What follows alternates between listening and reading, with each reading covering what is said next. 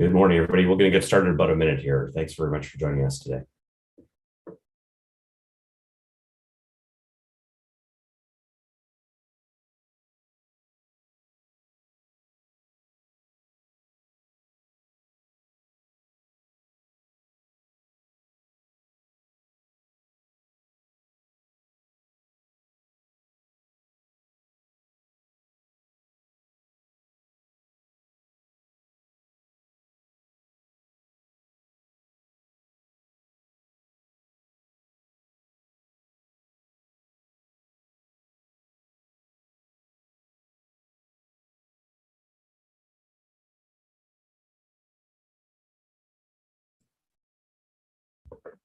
Awesome. So let's get started. Welcome, everybody, to Building Products That Matter Together, our mini conference running over 3 days, May 31st, June 1st, and June 2nd.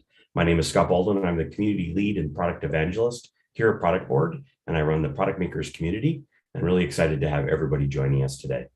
To get things kicked off, I'm just going to leave a bit of housekeeping notes to get things started. We are recording all of today's sessions. And then we'll make them available afterwards, usually typically within a few days. So if you have to step away, you want to share this with a colleague afterwards, we'll make them available. Sessions are about 30 minutes in length, including Q&A time. So if you have any questions we're unable to get through at that time, feel free to open a new topic in our community, and we'll be happy to answer them there, continue the conversation on that side. Feel free to utilize the Q&A for questions and chat for chat. But if you are utilizing the chat, please make sure you select everyone so everyone can see that rather than this coming into our various guests and moderators on this side. All right, we've got a pretty busy agenda today with Erica Jenkins, Sherry Cabral, Nicole, Daines, and Nika for our day one of our session on that side. So with that in mind, I'm going to start off with introducing Erica. Give me just a sec here. Erica's the Chief Product Officer of Crayon, with a career spanning over a decade in the software industry, with an impressive track record building great enterprise products. Prior to Crayon, Erica served as the Vice President of Product Management at Meltwater and also co-founded a number of other companies. Erica is a passionate person on the product side, both about growing her team skills and helping to translate solutions through the lens of empathy around customers' unsolved problems. And with that, I'm going to pass over to Erica to share screen and give us her talk.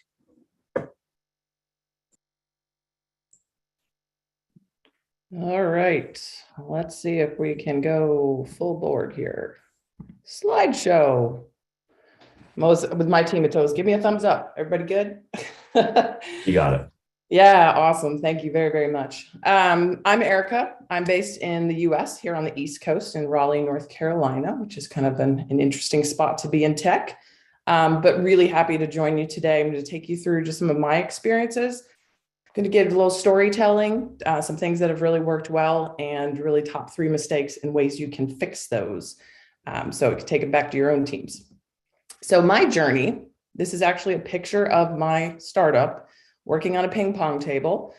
We co-founded that with 2 other co-founders and myself and bootstrapped that up to acquisition. So product planning at that point in time was a spreadsheet with some colors, wasn't a lot of roadmap going on, but it worked well. We got ourselves acquired and off we went. So we had about 70 employees or so at that point in time. Of course, things evolved as you get bigger, as you have more customers. We were acquired by a company called Sysmos. And there was 7 tech stacks when I took over as CPO of Sysmos. We combined those into a unified platform. So I definitely have empathy for those who are product managers, more so on the back end, as well as the front end customer facing. And the team was about 15, and we had 1,200 or so enterprise customers. That was acquired again. So lots of change management, lots of process needed to go. And globally distributed, there was a ton of us. So you can imagine going from a product team of a couple of people's opinions up to over 300 all around the world. We had over 2,000 employees. The roadmap needed to be visible. There was different product lines and just a lot of moving parts to keep that group all organized together.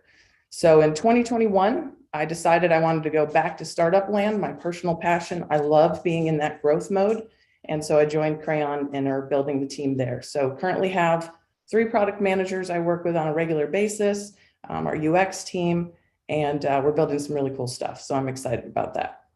So that gives you a little background of where I've been. I've seen it from small to quite large.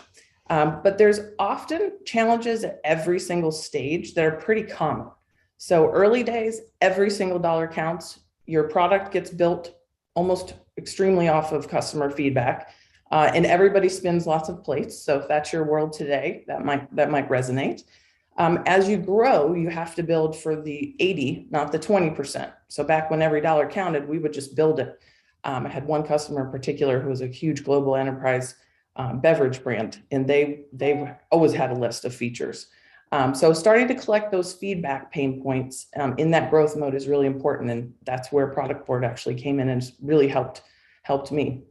And then as you scale, being product led is that product becomes the hub to the business, and competitive intelligence, understanding who you're winning or losing against, being able to use that in your strategy becomes very important versus when you're starting at the beginning and you just trying to make every choice possible and just ship product as fast as possible. So there's been some missed alignment in my career. I see it pretty commonly through conversations I have. I make the joke all the time that my mother still doesn't know what product management does. I think there's plenty of employees in an organization who doesn't actually know what product management does. And how is it different from product marketing? How do you get marketing to stay in sync with the roadmap? Is the external messaging similar to what the product offers? Why are we winning and losing deals? That's really important to dig into your sales counterparts. And then what are your competitors? You can't track everybody. So who are you focused on? And what as product managers do you actually need to know about your competitive landscape? That is probably one of the most important pieces when I hire PMs, is that curiosity and understanding at least what the business problems are. So let's get into the top 3 mistakes that I have seen. Lack of roadmap visibility, definitely number 1, doesn't matter small or large company. No release readiness checklist. So we'll talk about what that actually looks like. Just because the product or the features are done, does that mean your users or your employees are ready for it? And I often see that product is just overly heads down. And what I mean by that is when you have multiple product managers all working, they don't often talk enough to understand when they're going to intersect, or if there's a platform, how they can all play nice together and keeping that roadmap aligned for everybody's benefit. So let's go through those here. So lack of visibility. So how is the company supposed to be in sync if we as product management aren't sharing what's coming? That is a fundamental problem, and it can be in many shapes and forms. So there could be a little bubble where product and engineering just stay in their own little Jira land and nobody has any idea what's happening. That's been an experience. Slides on slides on slides. How many PowerPoints or Google Sheets and slides and presentations? That's a really difficult way to keep up with your roadmap, but pretty common. Everybody wants to present the roadmap, but it gets out of sync. You could have a published plan. This has been my lifesaver as to why I really, really dig into Product Board. It's visibility. It doesn't have to be customer facing, but at least the company can see everything that's happening and it's dynamically changing. And then there's always are we sure we're actually going to deliver? There's the curiosity of roadmaps changing, transparency on things shifting, and it has to be a cross-company initiative that everybody has a single point of truth for what's being built. Otherwise, you're just going to have mass chaos. So that's issue number 1 I've seen. Number 2 is no release readiness checklist. So who makes the go and no-go call? So depending on the company size you're working with, you might have a product marketer. You may be a team of 1. If you're in startup land, you might be juggling everything from release notes to collecting feedback to research to saying, is it good enough? Is there defects? What's the go, no go call? And so not having this, just saying the feature is done is not good enough. The most important step here for release readiness is, does your support team could be encompassed of customer success as well. Do they know that it's done and how it works? What things are coming? So they do not want to be caught off guard, not knowing that a new feature was released. So it's very important to keep them in sync. I've seen it in big and small companies where things just get shipped and nobody was aware except for the product team that shipped it. Sales and CS. Are you prepped or prepared to have them understand? Sales is going to want to know the value.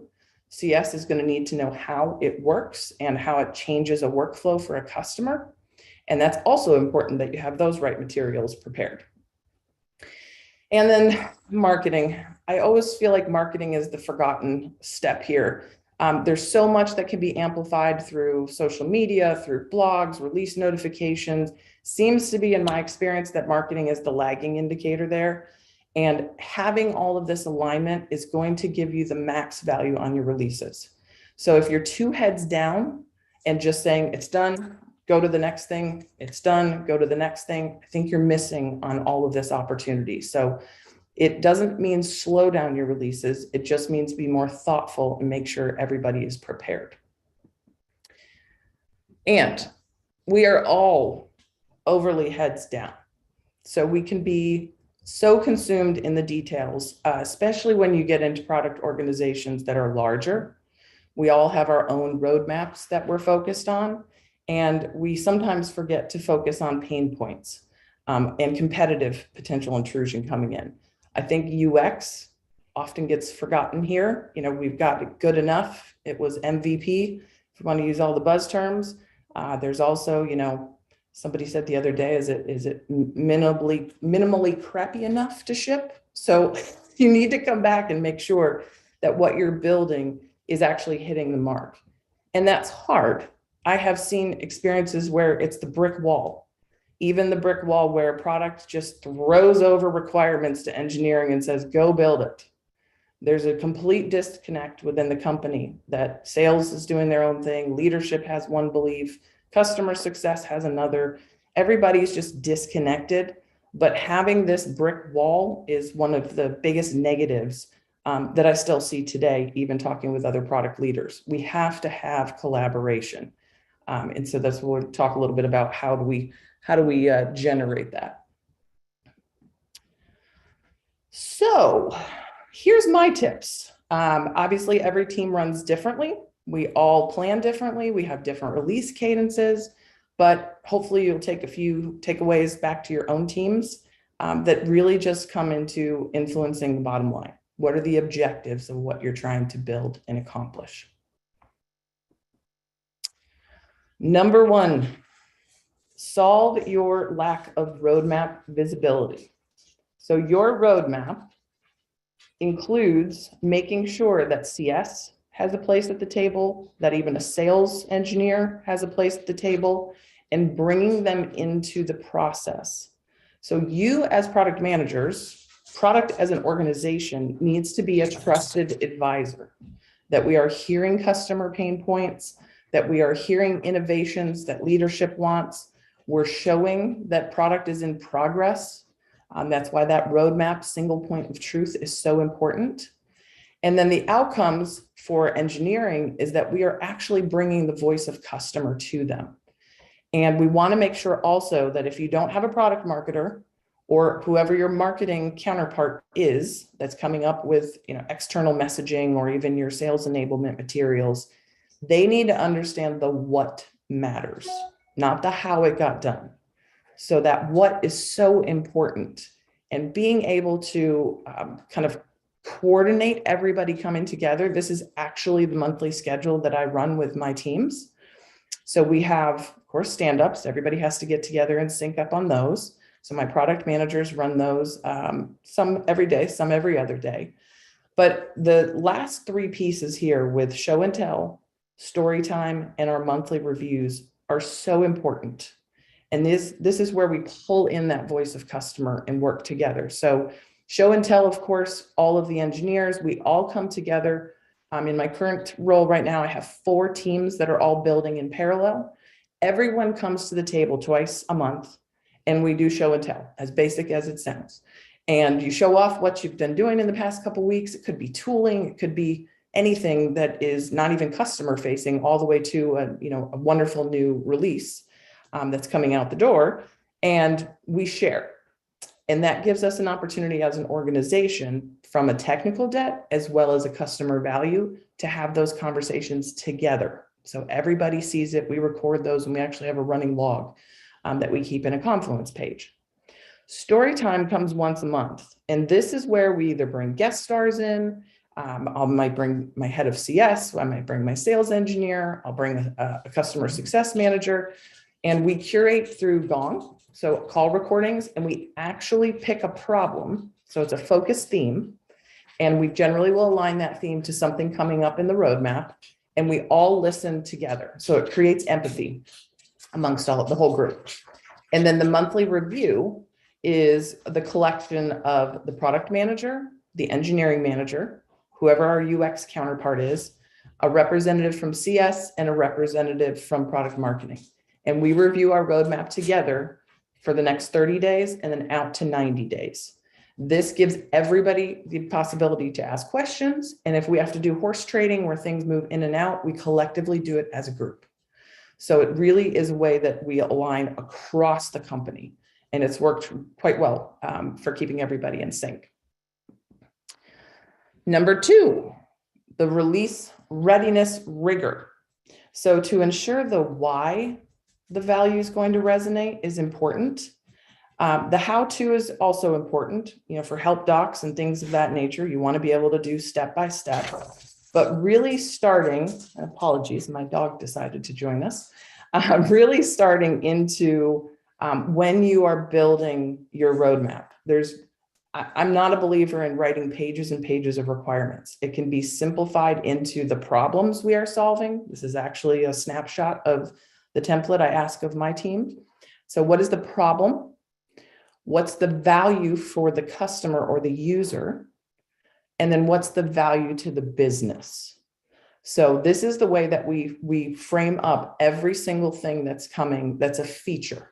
So there might be a larger initiative that's more of an objective, but this at the feature level, so that the consistency is there for a salesperson, for customer success, for my CEO to come and look at this.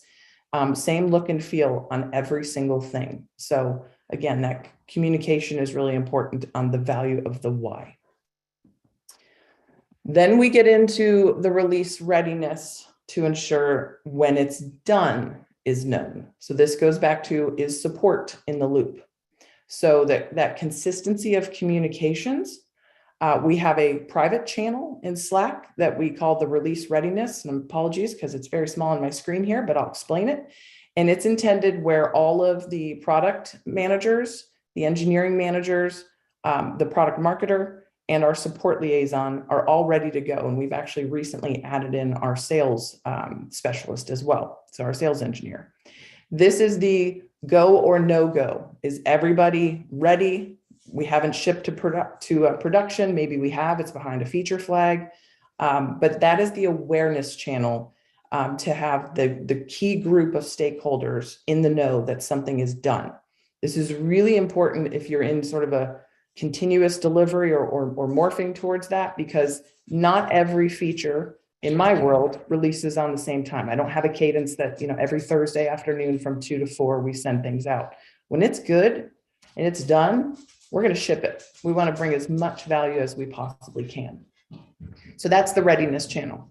Then release notifications is for the entire company. We want everybody and anybody, even finance, to be in there. It shows momentum. It shows excitement that you're building things. And we've even added within Product Board, is there an in-app help? Is there a guided tutorial? Are there release notes? So we have one artifact that ties to everything that we're building. If it's a big launch, and again, depending on where you're at within your career, this is just a colorful way for us to visualize a go-to-market strategy. I will actually put this in front of the company at a company meeting to say, we're going live in July for such and such a thing. When will pricing and packaging be done? When will training be coming? When will there be CS? Is it available for demo? Who's going to receive it? Is it all customers? Is it just for net new business? So have a little fun with this. It's hard for people seeing project plans, not to feel overwhelmed. This is a really great way for you to just visualize what's happening. And you'll see there on the key, there's lots of different stakeholders that get involved. So not everything warrants this, but it is just a creative way for you to put a project plan out there. And then don't be heads down. So tapping into competitive intelligence is one of the things that I see lacks in a lot of product managers. As you mature in your career, you'll start to really lean into this. But if you're new in your career, one of the best ways you can learn is, if you have it at your fingertips, listening to sales calls, or even just asking to be invited, just to be quiet on the sidelines to listen. It's the why did we win? Why did we lose? What are customers or prospects asking for? They will talk about your direct competitors. You can go into your CRM data. I just use Salesforce, but there's many other companies out there. If you look at your opportunities, this is actually something that my platform does, is we ingest all of those wins and losses, and then we summarize them. What are the key takeaways? What are the insights coming out of those wins and losses that we can put into our product plan, or we can put into sales positioning so that we're able to compete more effectively? And then also industry perspective. So what are analysts saying? What are thought leaders?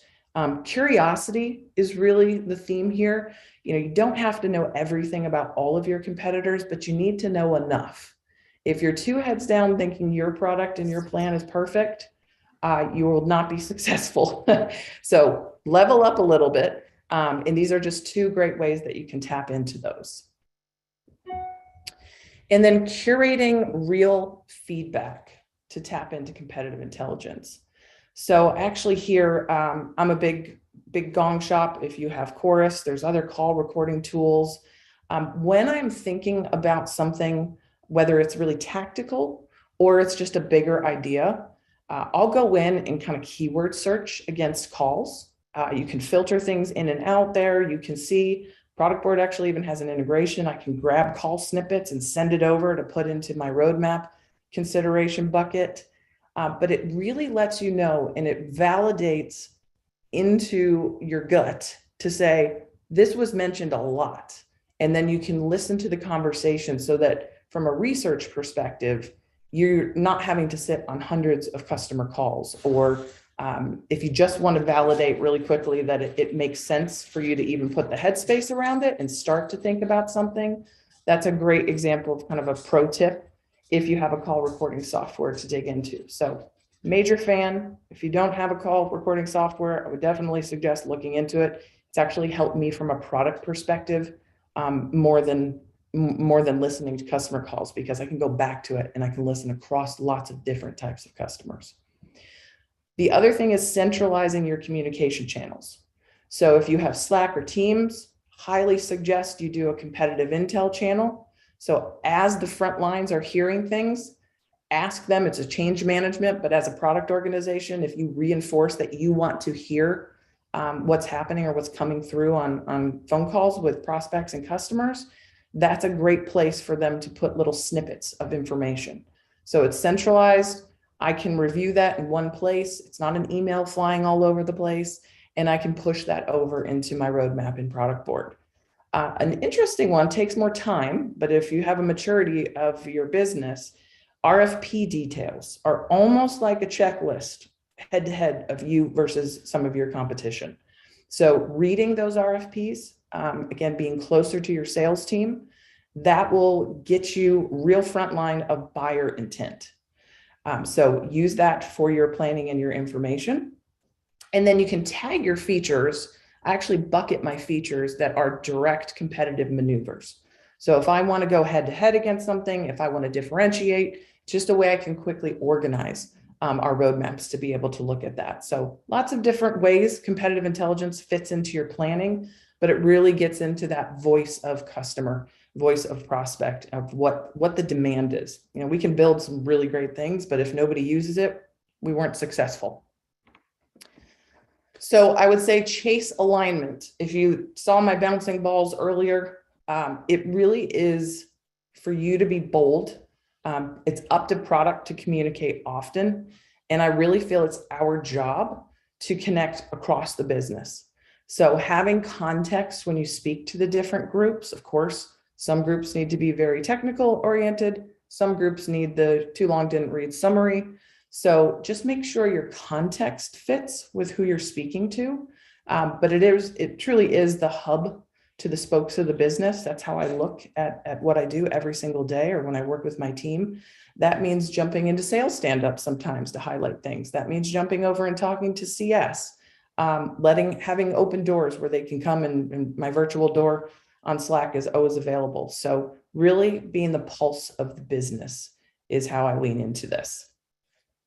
So I hope you learned a couple of tips. There's plenty to do.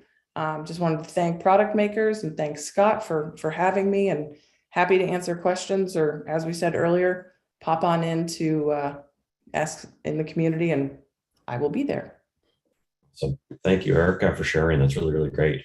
I know I've got a couple questions that have come through here we can maybe get to in our 5 minutes we got left. One was asking if we could better explain story time and what happens in that meeting or conversation. Story time. It's very, very basic. So story time is not intended to change our roadmap. It's intended to bring the voice of customer so that we can hear what they're actually saying. So by focusing on a theme, if I were to bring 5 different call snippets, that's going to be all over the place. So we pick something, let's see, alerts and distribution. I'll give you a real world example recently. We really wanted to hear what people were asking for. Were they actually wanting to be alerted? Did they just want to schedule things?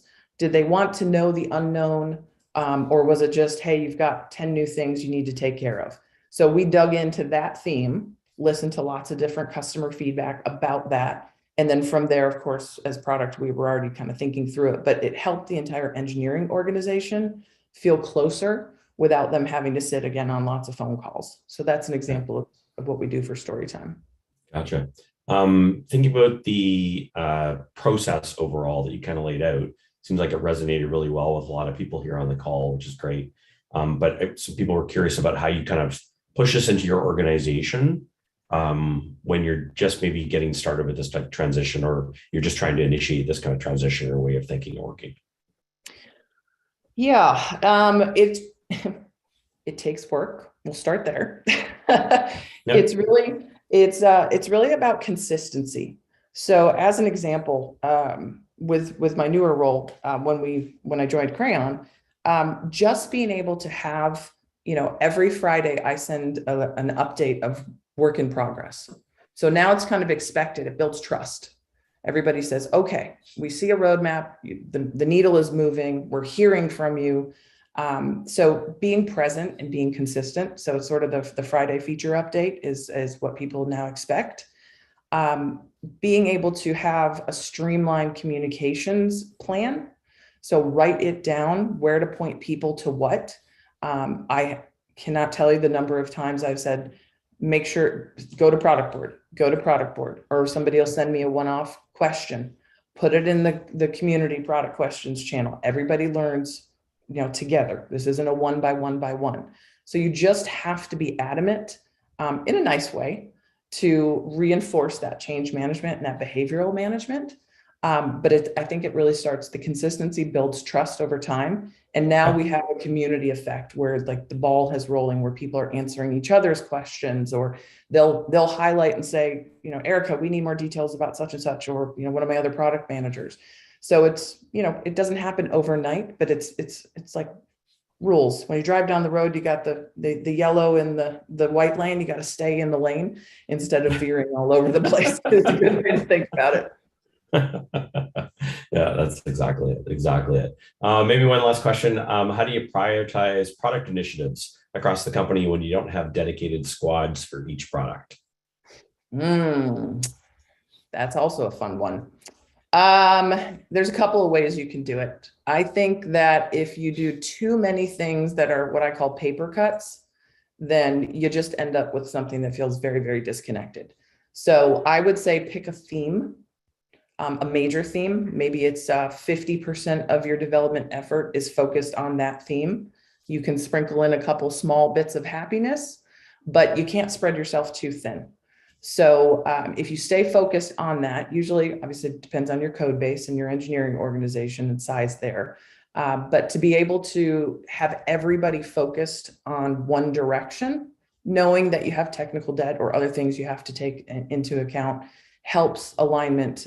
It also helps with that go-to-market. So if the story is around that theme for the quarter, it makes it much easier for you to organize everybody's thinking and understanding that that's what we're going towards, instead of having, 15 things you're trying to chase.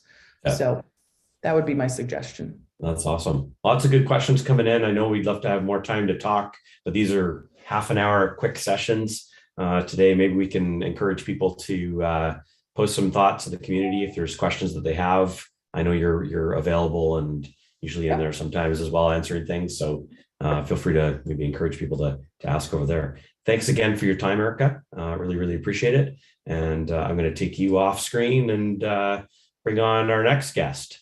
Thank you very much for joining us.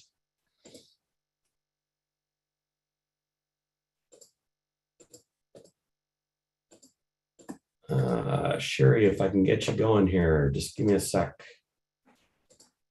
Sure. Goes. There we go. Sorry, it wasn't working quite well. There's Sheeri. Okay. Wonderful. How are we doing? Can you see me? Great. Yeah, I can see you great. Yeah. So maybe I'll do a brief little intro for you, Sheeri, as you kind of get yourself set up. Sherry's a senior product manager at Collibra, I think is how you say it, if I could get that right. Excellent. After almost 2 decades as a database administrator and award-winning thought leader, Sherry's pivoted to technical product management. She's worked at scrappy startups and companies like Mozilla, MongoDB, and Salesforce. And her superpower, frankly, is new customer empathy. And I'm sure you're really going to enjoy her presentation today on the topic of getting to know. Great. Thanks, Scott. And thanks for having me here. I'm going to get right into it. Getting to know. Thanks for the great introduction. Getting to know tactics and scripts to stay close to your path. If you want the slides, right? Number one question, can I get the slides? This QR code is on every single page. So if anyone comes late, feel free to let them know that. So let's get into it. I just need to be able to click. There we go. So we all heard planning is easy and execution is hard, but honestly, they're both hard. And they're both hard because a lot of it involves saying no or figuring out, what you should say no to. I kind of look at it like feedback. Making a plan and executing it is it's like getting feedback, right? Which is also like growing grocery shopping with children. So these are my children. They're helping me shop. I could not find clip art of how do you, getting a bunch of people putting different stuff in a cart. So I had to make it myself. It takes work to make that grocery list, just like it takes work to do that strategic planning, and it takes work to stick to it, especially when other people are involved. Julie Faye-Fenn-Balzer, who's a contemporary theater director turned artist and art coach, has a saying about feedback that I believe applies here, which is other people will add what they want to your shopping cart, hence the image, but you're the one who's paying. So you have to decide what to buy and what to leave in the cart, right? Making a strategic plan and sticking to it is just like that. So before we get to the words and scripts that I have to say no to people, what you first need to do is understand the yes. What are the yeses and why are they there? You have a plan in your brain, even if it's not approved yet as a strategic plan, or maybe you have an approved strategic plan, and you have reasons for your plan. And you need to know those reasons like your second nature. It can't just be like, I think it's the right thing to do. Why is it the right thing to do? Whatever framework, if you want to do the 5 whys, whatever, but figure it out. So does it solve a problem? Does it solve a problem in a unique way or a differentiating way or a way that people are willing to buy or otherwise use? Is it aligned with your company in some way, right? Not just the strategy, right? Whether it's the overall business strategy or your team strategy, but your values. And here, when I say values, I don't mean corporate values. Like we've got some great corporate values, like we are one Collibra. That's great. And that's not what I mean. Although, of course, you should be aligned with those. I mean, what the company has shown to value. Is it a company that takes big risks and gambles? Is it a company that goes into new markets usually, or does it usually stick with the current market and expanding features, right? All that kind of stuff. The positioning, and I'll have an example of the positioning, which includes, the mission statement, How is your product positioned? So for example, if your product is positioned for, we make it really easy for you to not have to deal with overhead and get to your work, right? And then you have a strategy that's how many eyeballs do we have on our university talks, right? Do you really want more people spending more time on your university talks when your whole business model is we make it easy for you, right? That's not making it easy for you if they have to watch 20 hours of videos to understand your product. And of course, differentiation, right? So as Scott said, I've worked for Mozilla. It was a great job. I was there for 5 years. It was amazing. Their mission, I got this from their website last week. It's an internet that truly puts people first, where individuals can shape their own experience and are empowered, safe, and independent. So when you're coming up with your strategy, let's say you're Mozilla. Now, of course, they make the Firefox browser for desktop and mobile, but they have other products too. So for example, Firefox Monitor, right? This is about being safe. That's part of their mission, being safe. Facebook Container, it's about being safe, but also shaping your own experience, not letting Facebook shape it for you. Pocket, it's about shaping your own experience, right? VPN, it's about being empowered and safe. And I'm sure you're like, well, yeah, Sheeri, everything that you can come up with, you can like stick in there. And well, sort of, what if someone came to you and said, well, we should sell ads because it's going to make a lot of money and we need money to continue our mission. And the way that you get money to continue your mission is by selling ads, right? But that doesn't let individuals shape their own experience. That doesn't let them be safe and independent, right? That's not there.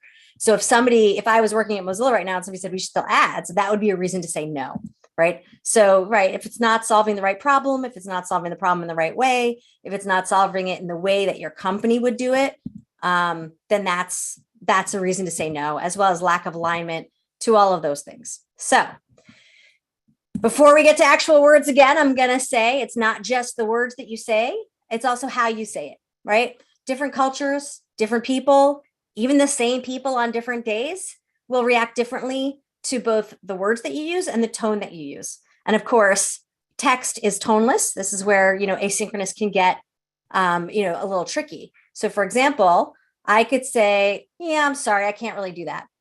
And that has a tone of like, yeah, I didn't really think about that. I'm just, nope, sorry. Nope, I'm not really sorry, but I said the word sorry, as opposed to, oh, I'm sorry, I really can't do that. And if you type out the words, I'm sorry, but I really can't do that, you don't know the way that they're taking it. You have to be careful about saying stuff like, we'd never do that in a million years, because like, what if you do that in 6 months, right? You could say, oh, that doesn't align with our current strategy, right? And we'll get to those scripts in a second. The other thing is, if you know your audience, and I know Erica was talking about like know your audience, that's a big thing here too. Who are you talking to? What kind of relationship do you have?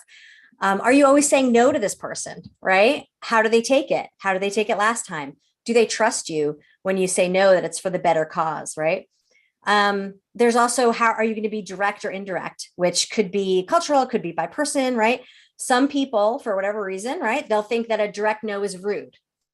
So you might say, oh yeah, then I could say, well, I'm pretty sure that's not within our scope. And that kind of person, the indirect person, is going to be like, oh yeah, that means it's never going to happen. Whereas there's other people who will take you literally. And when you say, I'm pretty sure that's not within our scope, they'll say, oh, well, when will you be sure? Or who can I talk to that is sure? Right. So that kind of goes along those lines of what kind of couching words and phrases are you going to say? So let's get to it. This is the exciting stuff that I know you guys want. What are the words that you can say? So one category is you can explain why you're doing it, right? It's not aligned with our mission. Our mission is letting individuals shape their own experience. Ads don't do that, right? And that could be internal, external, right? If a customer wants to partner with you or a partner wants to do it, right? You can say that.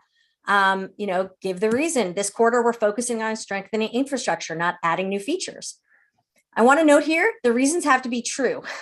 Don't lie. Even if it works, or even if bending the truth, right? Maybe that's what they want to hear, or whatever. Like for me, I don't do that, right? You use your strategy. I recommend against it. It will come back to bite you. And the project, right, that you're looking on has to not have those resources. If somebody wants to do a project that's strengthening infrastructure and you say, oh, but this quarter we're focusing on strengthening infrastructure, they're gonna be like, okay, so do it, right? And again, that would be amazing, right? You can say, wow, you're right. That's a really great idea. but here's why we can't do that, right? We'd have to rewrite our entire system. And a lot of people will understand like, oh yeah, okay, I get that. And again, we're expanding features for our current market, not expanding to new markets, right? All that stuff. I have some bonuses here. Here I have know your audience. For this particular one, for example, you could say something like, if it's your manager, oh, I thought we were going to do that. Or in planning, we said that. If you're talking to your CPO, you're not going to be like, oh, that doesn't align with our mission. Your CPO knows your mission, right? And think about what their expectations are, right? If you have a manager who believes that you're only doing your job properly when you agree with them, it's a lot harder to say no. And that is a very tricky situation. So another thing you can do is to ask why, right? Why do they want to do this project? And not just, oh, I think it's a good idea, right? But why do they feel so strongly? They came to you, they said this. Maybe they don't feel strongly, right? If it's internal, right, you can see how do you see the project aligning with our mission? You can ask, what are the compelling reasons to do why, right? Just kind of, what's their lens on it? What are their expectations? And then the other thing is, again, knowing your audience, a support engineer and an account manager are going to have very different ideas about whether or not it's a good idea to rush that project to market, right? And a support engineer is probably gonna be like, please don't rush it. And an account manager would be like, oh my God, we're going to make 17 sales, right? You can ask things like, how much additional market share will this realize in what time period? But again, the bonus here is figure out why they feel strongly. And personally, I feel like this helps you be creative and have more empathy. Where are they coming from, right? For example, I'll give a brief thing. My husband hates the fact that Apple computers don't ship with CD drives anymore. He is all about physical media, CDs, DVDs. He likes to own what he consumes. He doesn't use streaming audio. He uses his phone and his computer to play music and puts it all on the things. So it really bugs him. He's like, why don't they do this? And I pointed out that most people don't use CD drives anymore, right? DVD drives. Music and videos, people stream, software is downloaded, backups are done on drives, and files are transferred by USB. So he understands like, okay, like 80-90% of people don't use it, right? But for him, it's a huge use case, right? So it's really strong and important to him, right? And so when I explained to him, like, look, nobody else does that. He's like, oh yeah, okay, now I understand. This also includes, by the way, if you get roadmap questions in a public place, whether it's like a forum or a conference, those are really tricky because you have a lot of different people in your audience, and there are going to be a lot of people who don't like your response. So I said this before, but knowing where people are coming from is all about having empathy. And when you understand why they're adamant, you grow your empathy, right? Is it trivial? Is it life-changing? Really, it's so important to make sure people feel heard. That is so important. I can't tell you how many times that I've had like a customer or client or even somebody internal, they just wanted to make sure that we knew about the idea. They trusted us, but they thought maybe you don't know about this idea. And if it didn't come up, then it was fine. And they all just want to be heard, right? That happens a lot, probably more than you think. If you respond right away, for example, maybe it's the 10th time you've heard the request, they might not think that you're taking them seriously, right? You can say stuff like, oh yeah, that would really help our bottom lines, but our users don't expect ads. They don't want ads, right? I just want to say, we all know it's stressful to hear no. And if you're in this talk, you know it's stressful to say no to. Don't make it about yourself, right? Realize it's difficult, but don't say, hey, it's really difficult for me to say no, but because they don't care, right? You have to get into their shoes and think about what they care about. You need to know not just what your customers what's keeping them up at night, but what's keeping your stakeholders up at night, right? Is this stuff really important to him? A salesperson who just lost a huge deal because that feature wasn't implemented is going to feel really emotional about it. And you having that empathy is really going to help. Another thing I've found pretty helpful is to remind people that literally our shirts have the same logo on them, right? We're on the same team, right? It's like football jerseys. And remind them like we all want the internet to be open, accessible, and to put the user first, right? And validating their concerns. I've said things like, you're not the only person asking for this, or that would frustrate me too, or wow, that kind of money would be great. And there are times when I truthfully say, hey, you know what? I think this is important too. I'm already convinced and I'm fighting for it. And you can remind them that you're a reasonable human being, right? Hey, look, last quarterly planning, you convinced me you should do X. You know that I did it last time. And so now you're trying to convince me to do Y, and you know that I would do it if I thought it was the right thing to do, right? Remind them that you have to deliver on the commitments you already made, right? So that kind of gets back to the other things. And pay attention to your relationship, right? Maybe you can't deliver what they're asking for now, but you can work with them on that other project they need help with. So a lot of product management is managing the relationships and the people. So that kind of comes to one of the next things. We have a question, by the way, that says, do you think this approach differs when it comes to internal customers? In my experience, when there's no strong overall company-wide product strategy, saying no can be difficult, or everyone says no because they're working to their individual goals. And yeah, that is difficult. If you don't have an internal strategy, you can't say this is not part of the strategy. But you can say, hey, this is what we're focusing on. This is what we're doing. Not having a strategy can be easier and can be harder. It really just depends on whether you have that mentality of, hey, we are all on the same team, and this is what would help my team get our company great. So offering an alternative, right? If you know why they feel strongly, that might give you an insight. Maybe there's a really big problem that does need to be solved, and maybe there's another way to solve it, right? Are they worried they might lose a customer? Maybe you can offer them, something else. Maybe we can make them happy by doing this other thing instead of this one thing. You can work out a compromise. Maybe your team can do research and design work now, but not implement it till later. Or maybe another team can take on part of the project or the whole project, right? Maybe some kind of solution of, this other team will take work off my plate and I'll do that. But again, you do need to be truthful, right? You can't say, oh, this other team might have capacity when you know they don't, right? Don't do that. And here's my bonus of offering alternative is remind them of the plan and ask them for an alternative, right? We suffer so much from recency bias, right? We had this deal that we lost because of this feature, so let's do it, right? So remind them, hey, we're working on project A, B, and C. Which one do you think could be replaced by Y, right? And that's dependent on the person. They may not have visibility into why project B is so important. They're like, oh, just delay project B, right?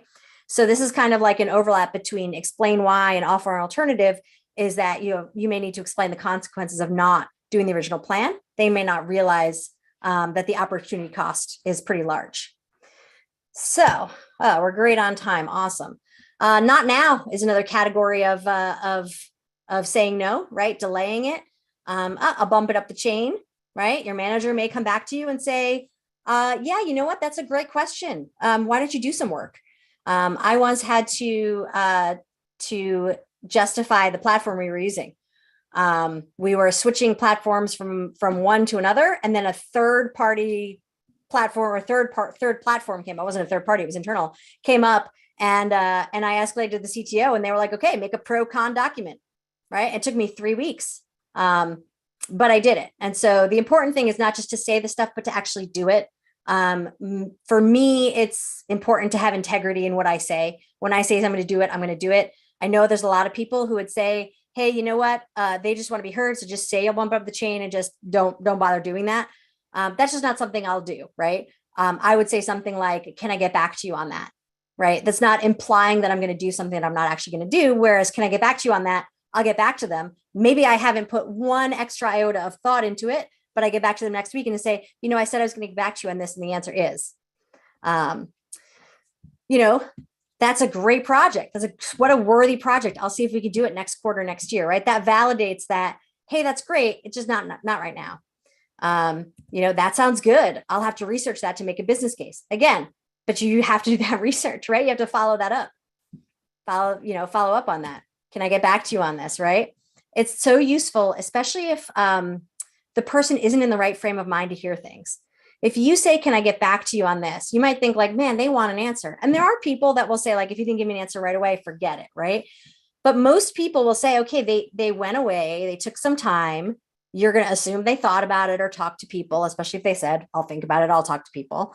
But that's awesome, especially if you're having like a really rough meeting, whether it's with internal folks or external folks, right? You have a customer who's just complaint after complaint after complaint. And then they say, could you do this for me? And you just want to say yes, because you want to make them happy, right? But can I get back to you on this? Like you could then have another meeting that instead of being this negative meeting is a more positive meeting, right? And then, of course, I like my bonuses. This bonus is to ask them to help. So, for example, let's say a salesperson says, "Oh man, everybody wants this. Every single customer I talk to potential lead, right? As well as random people on the street I ask, as people I sit next to on the plane, whatever, current customers, everybody wants this. It's going to make a ton of money, right? Well, how many people want it? Start writing down the leads, the prospects, the companies that people are from. Is there a win-loss analysis? Did you lose a deal because of it? Are you winning deals because of it? Is this something generally expected by customers, right? You do competitive analysis, right? Is there a platform you have to vote on ideas, right? Use that platform, right? Make sure that because if they come to you and they're like, here's these 10 customers and they represent $50 billion in annual revenue, it's a lot easier to make that business case. And maybe that's something you should do. And then, of course, right, it puts that onus on them. So we're getting towards the end. I've got this and one more of scripts. Sometimes they need to know from someone else. This is where knowing your audience really, really helps. Really, really, really helps, right? Right. I'm pretty sure it's a no, but I'll bring it to the CPO. I'll bring it to my manager, right? Hey, should we get this person on the call? When I brought that up in quarterly planning, this person said, and again, be true. Don't say, oh, the CPO said we would never do that when that was never something she said, right? You want to make sure that you're going to do that. Now, what if you use one of these tactics and you get a ton of pushback, right? One thing you do is start using another tactic, right? Maybe you start with explaining why, and then, you ask them for help, and then you get someone else to give them a no, right? And there's one last strategy to use when you're trying to say no, and that's to say yes. Consider the possibility they're always right. Okay, I put this as the last kind of category because I didn't want to start out with it, but always, always, always consider the possibility that they are right and that this is a good idea. Always do that. Always think, really think about it.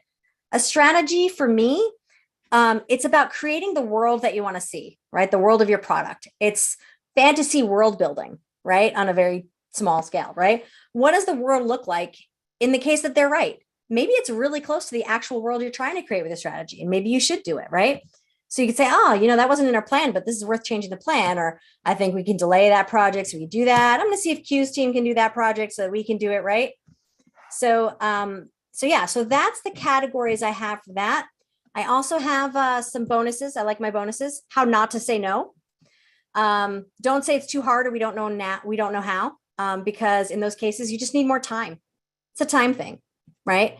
You say something like, oh, my reputation is on the line. I have to deliver what I promised. You know what? Most of the time, the other person does not care about your reputation. They want their feature. They want it done. Don't give personal reasons for work decisions, right? If you have this, the team vacations in August, we could never do that. If you have a mission critical feature, the last thing you want to hear is this vendor that you're paying tons of money to, right? Is not going to be around in August because they're all on vacation, right? You understand people need time off and that's great, but that's kind of keeping it professional. So also not to say no. If you have been listening the last 20 some odd minutes, you know that saying anything untrue, right? Including the yes. If the yes isn't true, yeah, sure, we'll do that. Don't say that. Again, that's my advice. Take it or not. My bonus has a bonus. You can say no, even if you've said yes before. Plans change. So you may have a long slog and someone may convince you in strategy planning that you should do this feature. And then along comes something else while you're executing and you realize, nope, we got to change that. You can change that. Sometimes you get different market research comes out in the middle of a project, right? So sometimes you do have to change it and that's okay. I have another bonus on how to get better at saying no. Okay. Obviously practice. I like to write down the situation and what happened. I also like to write down notes about people, right? What is my manager most interested in? What keeps him up at night? What does my coworker really like? What does the engineering manager, really value? You can spot patterns like, oh, this person will always come to you 30 minutes before an important meeting and demand a commitment, right? That's the time when you write that down. And then during quarterly planning, you really poke them a lot and say, oh man, you had some great ideas last quarter, but they came in too late. I want your ideas now. I have a terrible memory specifically. So I do this a lot because I would just jumble everybody in my mind. But even with people with good memories might remember it differently over time. So you might think it was not a big deal, but a year ago at the time, it was the end of the world. You can also revisit it with another person or at another time, kind of remind yourself. You can reassess either alone or with that other person. Would a different tactic have been better? Which tactic ultimately worked? Do you think it would have worked if you would have started with that one? One thing we do a lot as product folks is listen. So definitely listen. And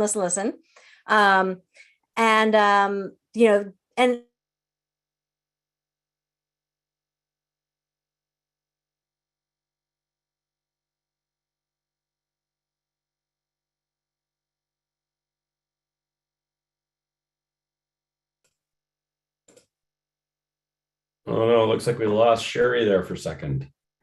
A little bit of internet challenges. Let's see if she can get her back here. What? There she comes back. You're back. Did you? You're Oh back. man, where'd you lose me? Just on that last slide, I think you're finishing up your thread there. Perfect. Okay. So the last thing here is I strongly believe that my number one leveling up tool is art. I see your drums back there, Scott. I love it. I don't just mean reading like a fiction book or creative writing where a character is able to say no in a clever way. That helps, obviously. But I mean in a way more like how like meditation has been proving to help, be calm overall. For me, creating, consuming art really just helps me be a better creative thinker in general. And I think listening helps me have more empathy, and creativity helps me have more empathy. So with that, I'm going to skip the stories that I had planned, and we're going to go straight to Q&A. Awesome. Thank you. That was like super amazing. I really, really enjoyed it. Thank you. I think maybe just one quick takeaway for me here is the emotional intelligence side of this you've clearly developed over time. And I'm curious just how you built this competency, how you built this skill set, what you practice to put energy towards that. That's all this. Writing down the situation, revisiting it. We've all had those. I mean, ever since I was young, like in school, I'd be like, oh, what'd you get for number one on the test? Like I'm always constantly analyzing, what did I say? Probably too much, right? 5 years ago, I said this thing to a friend. Are they still mad at me about it? Like, that's that it's not a great skill all the time, but it is great here. And writing it down helps a lot to get those scenarios, which by the way, it also helps when you're doing like job interviews to be like, remember that situation when you were that, like do that star analysis of this kind of a thing.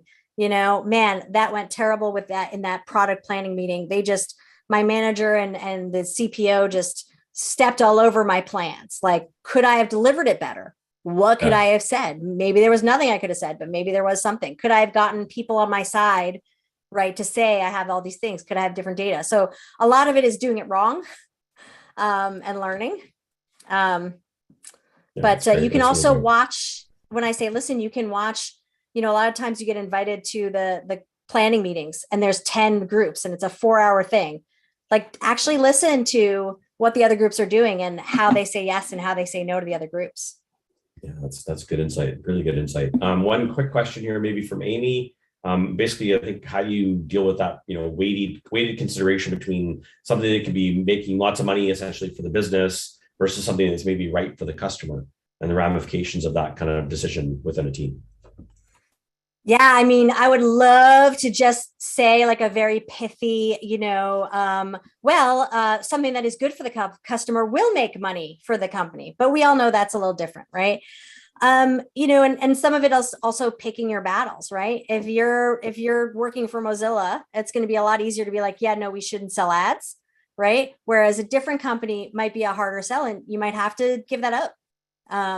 Unless you're the founder, right? You don't really get to say what the values of the company are, right? Somebody higher than you can override that. So I do want to say like, it's not that easy, right? Here's actual words to say, scripts, boom, you're done, right? Like it can always be difficult. And part of that for me is the values of the company, right? So Amy was asking like, what if you have an addictive app that drives revenue through extensive use in ads versus what's right for the customer, where they just want to play the game. They don't want to be interrupted by ads, right? Well, if you don't have money, you can't make your game.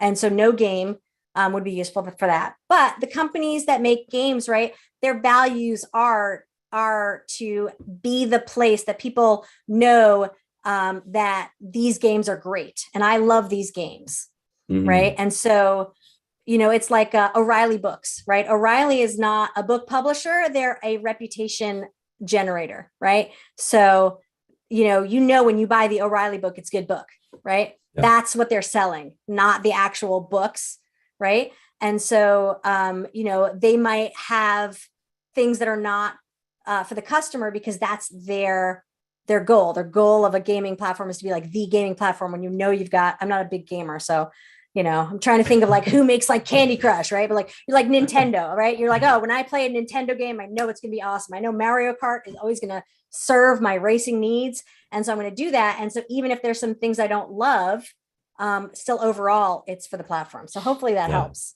No, that's awesome. And I know I'd love to get to more of these questions. I think we're at our time here on this one. Maybe I'll just encourage, maybe if you got a moment after to answer some of these live, you can type your answers in, or if these people can ask questions within the community afterwards, we'd be happy to take them there as well. Great. So with that, Sherry, really, really appreciate it. Loved having you here today. Thanks for sharing and being part of this. It was really fantastic. Thanks for having me, Scott. No problem. Take care. Have a great day. All right. Bye-bye.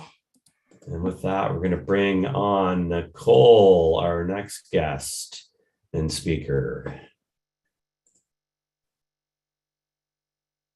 Nicole, you can come on. There you go. Excellent. You're here. Wonderful. Hello. Good. I'm just going to get started with a brief little introduction for you, and then we'll get things kicked off. So for those that don't know Nicole, and you probably may know Nicole, Nicole's the director of product at Rosie, a grocery e-commerce provider. She brings a wealth of product experience over a 12-year product career, and is a firm believer that strong product management is only as good as the relationships we create and the effectiveness of the teams that we lead. So really excited to have Nicole join us. And I will pass it over to you. Share screen and do whatever you need to do today. Wonderful. Well, thanks for that nice introduction. I trust you can hear me okay and now see the screen with a slightly amended title of Winning Stakeholder Trust. So greetings to everyone, wherever you are in the world. Thank you for attending this session today. I want to start off with a quote from someone in our community, a chief product officer of Eventbrite, Casey Winters, from his blog. He says, I've yet to meet a fellow chief product officer or head of product say, yeah, I am crushing it right now. He goes on to say, in my conversations with fellow product leaders, there's even a meme that started that says something like, yeah, you just try to put some points on the board before you get fired. Now, let's think about that for a moment. Like, we get into a job as a product leader, we hope to do well, we get done what we can, and then we have this mindset, but we're going to get fired anyway. Like, that's soul crushing, right? I mean, we know new products fail all the time, but let's not have us as product leaders fail all the time. So it's my view that if you don't have a solid foundation of relationships and strong relationships with those that you work with, it's possible you'll find yourself out of a job or maybe not as advancing as you'd like. So how then do we increase our own individual odds of being successful, assuming all else remains the same? You're practicing product, using all the latest and greatest. You understand how to do that. Here we're talking about relationship building and stakeholder management. And so today I want to talk about the importance of relationship building, avoiding common mistakes and traps, and I'll leave you with some takeaways on actions you can take to build relationships in your organization. And I'm hoping this will be a little interactive as well, so I'll let you know, when I'll call on you soon. All right, so let's talk about this quote from Eleanor Roosevelt. She says, learn from the mistakes of others. You can't live long enough to make them all yourself. Okay, so today I want to share a story about myself early in my product leadership career when I was introducing product into an organization where I made mistakes with individuals, with teams, and with high-level stakeholders. And I made all these mistakes so you don't have to. Okay, about me. I am a proven product leader with over a decade of experience, as Scott introduced. I've learned product through the School of Hard Knocks. And so way back, this was kind of before there were as many degrees as there are now, or programs centered around product. And so a lot of folks, you just had to learn from, those who came before you and through mentors, et cetera. And that's kind of how I came up in product. And I'm passionate about the emotional side of work. I give back to the community through Twitter. I have threads around, developing confidence, leadership skills, and I'm currently running a product mentorship program. You can find me on Twitter or LinkedIn. Okay, so here's the context behind all of these mistakes and failures that I'm going to share. I joined early in my product leadership career. I joined a traditional nonprofit that had been around for over 100 years. They have this wonderful reputation of doing great service work through their members who reside all over the globe. I believed in their mission and was motivated to join them as they were introducing this brand new product organization. And this was a completely new way of working for them. They had been on waterfall for decades at this point.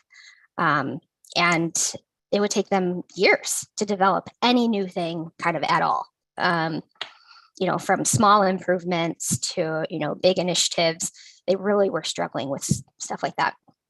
So they knew they wanted to move faster, and they knew they needed to go get outside help, people who knew product, so they could implement this new model in order for them to provide better products and services for their members. So they hired a director of product, my boss, who we'll call Stan, and me as their first product manager, and we quickly got to work. So Stan and I talked about all the things we could accomplish, how we could apply product thinking in the org, how we could apply best practices, how we could really start to help them, move faster. And we approached that with vigor. Now, we were told that this kind of change for this kind of organization is going to take years. It's a marathon, not a sprint. Did we listen to this? I mean, sure, we heard the words, but we were pretty optimistic that we could, we were special, right? And so we decided, hey, we're going to approach this with vigor. We think a positive and logical mindset could help us be successful. So that's kind of giving you a little bit of a hint of maybe you should have listened a little bit more to the people who said it would take a long time and come up with a good approach. But in particular, so here's what we did. In particular, my product portfolio aligned to the largest business area they had, where a staff of almost 200 people worked directly with members to ensure they could do the good work that they did around the world. And given the breadth and depth of this group, I got down to business. I attempted to meet with the general manager of this group. He's like, the general managers were akin to like a C-level in this particular organization. So he's the C-level. I wanted to understand his goals and strategy. By the way, we'll call him Bob, okay? So I wanted to know, what were Bob's goals? What did Bob want to accomplish? And I shared this in writing in advance. And but the context I neglected to share was why. Why did I want to know this information? Which was to align my product work and my priorities around those things so that we could prioritize effectively, deliver the outcomes he'd wanted, etc. So neglected to share that. And he's like, oh, I want to understand your goals. Please tell me. So he reacted negatively. He said, I have to do homework to meet with you. Who do you think your customer is anyways? And what was supposed to be an initial coffee meeting, which was his idea, wound up getting canceled. What happened instead was a series of escalating emails. So the hope for a positive first meeting with this highly influential person, Bob, was already lost. Talk about getting us on the wrong foot. So instead of figuring out how I could provide the most value to Bob, I was at a loss and already trying to do damage control, not really understanding what I did wrong. just in my first couple of months working there. So when Stan and I finally did meet with him, it was uncomfortable. The stakes felt unnecessarily high for that meeting and for several thereafter, and it was a tough spot to be in. So I want to posit a question to this group. Maybe type it in the chat. What do you think went wrong here? I'll give it maybe 10 or 15 seconds. Don't be shy. Feel free to call out anything comes to mind. Maybe Scott, if you could help me. I'm not seeing the chat in my view. Yeah, it looks like everyone's being pretty shy at the moment. Oh, they're being shy. Oh, there we go. Someone's All chiming right. in there. Sarah left a thought here. Felt he was being questioned instead of understanding you were trying to help. Bob was small-minded. He faced a leader that wasn't ready for change management. Yeah, maybe a few other things. Yeah, that there. kind of stuff. Yeah, exactly. Yeah. Yeah, right. And I did later learn more about his style, and I think really just going right at it and trying to meet with this, leader of this group without really knowing him very well. I'd seen him in the hallway and he seemed pretty jovial, so I thought it would be okay, but I didn't really have a good sense of, his working style. And so maybe I could have met with some of the people that reported into him in advance to get to understand the lay of the land a little bit better. I could have led with the context and why I wanted to know the information. Maybe in context, though, I wish I would have let the coffee meeting happen on his terms. But when you're early on in an organization, it's easy to trip up. You don't know what triggers people might have. People can be unpredictable, but hindsight provides clarity. I learned we were able to recover eventually. So now we'll move on. So Stan and I then we're looking at the team structure. And prior to our arrival, a large team was formed that had two very different product portfolios within it. Almost 20 people in all on one Scrum team. So it had 2 product owners, 2 business analysts, 2 architects, 2 tech leads, and as many developers. And then with me as a product manager, and it had 2 very large portfolios of business. One was aimed at our members externally, and the other was aimed at internal teams. And so it seemed clear to us that the best practice is to have smaller teams. We could split the team into 2 teams, have dedicated roadmaps and focus areas, and the ability to move faster. And we talked about how much more efficient smaller teams are, and we tried to talk about these benefits to the team, but the team wasn't bought in. We didn't get their feedback in advance. They reacted emotionally. They said, you're splitting us apart. You're telling us we're unfocused and inefficient, which was the furthest from our minds. We just thought, gosh, it's a huge team. It seems very clear we could have, these dedicated teams and it would be great for everyone. But no, it was emotional for them. That emotion soon turned into defiance. They timed their meetings. They proved themselves to be efficient. And ultimately, they escalated to the very same guy that we'd had a run-in before, Bob. And so then we had another and even more uncomfortable meeting with Bob. He likened Stan and I to being in a fishbowl, meaning we couldn't distinguish our reality from the reality we were actually living in. The whole thing was very uncomfortable and demotivating. So, we reflected. I started to advocate with Stan and saying, all right, we can't move forward with this anymore, no matter how logical it seems. This isn't what the team wants. We could evaluate this maybe in the future, but the time is not now to make these changes. And Stan agreed. The team stayed as it was, but became another kind of early failure in our books, because this is still just a few months into us introducing product into this organization. All right. So what do you think went wrong here? Go ahead and type in the chat. Maybe Scott, if I could get your help again. Sure. Yeah, happy to. Awesome. We get a few come in here in a sec. Yeah. Nothing quite yet. Okay. Yeah. Don't be shy. Ask questions to the team, came up with your own solutions, didn't establish a relationship with the team first. Let's see what else pops in here. Yep. Nailed it. Yeah, we didn't. Yeah, We didn't team felt it establish. was just being pushed on them versus being included in it as a decision. Yep. Nailed it. Yeah, all of that. We failed to build those relationships, failed to get their input into what was working, what wasn't. I mean, who knows what we could have learned if we had, really just searched within the team, met with them and said, all right, well, what's working? What isn't? I mean, that could have led us in some other path. We could have been working on solving problems together instead of, feeling like something was foisted upon them.